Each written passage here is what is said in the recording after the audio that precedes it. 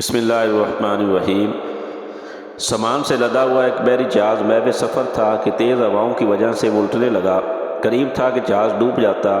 اس میں موجود تاجروں نے کہا کہ بوجھ ہلکا کرنے کے لیے کچھ سامان سمندر برد کر دیتے ہیں۔ تاجروں نے مشورہ کر کے طے کیا کہ سب سے زیادہ سامان جس کا ہو وہی پھینک دیں گے۔ جہاز کا زیادہ تر لوڈ ایک ہی تاجر کا تھا۔ اس نے اعتراض کیا کہ صرف میرا سامان ہی کیوں پھینک رہے ہیں، سب کے مال میں سے تھوڑا تھوڑا پھینک دیتے ہیں۔ انہوں نے زبردستی اس نئے تاجر کو سامان سمیت سمندر میں پھینک دیا۔ قدرت کی شان کے سمندر کی موجیں اس کے ساتھ ساتھ کھیلنے لگیں۔ اسے اپنی ہلاکت کا یقین ہو گیا۔ جب ہوش آیا تو کیا دیکھتا ہے کہ لہروں نے اسے ساحل پر پھینک دیا ہے۔ یہ غیر آباد جزیرہ تھا۔ جان بچنے پر اس نے رب کا شکر ادا کیا، اپنی سانسیں بحال کی، وہاں پڑی لکڑیوں کو جمع کر کے سر چھپانے کے لیے ایک چوپڑی سی بنائی۔ اگلے روز اسے کچھ خرگوش بھی نظر آئے۔ ان کا شکار کر کے گزر بسر کرتا رہا۔ ایک دن ایسا ہوا کہ وہ کھانا پکا رہا تھا کہ اس کی چوپڑی کو آگ لگ گئی۔ اس نے بہت کوشش کی مگر آگ پر قابو نہ پا سکا۔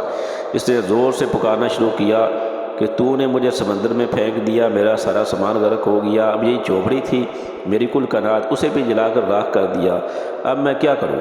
یہ شکوہ کر کے وہ خالی پیٹ سو گیا۔ صبح جاگا تو عجیب منظر تھا۔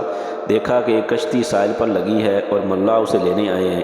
اس نے ملاؤں سے پوچھا کہ تمہیں میرے بارے میں کیسے پتہ چلا؟ انہوں نے ایسا جواب دیا کہ اس سے تاجر حیران رہ گیا۔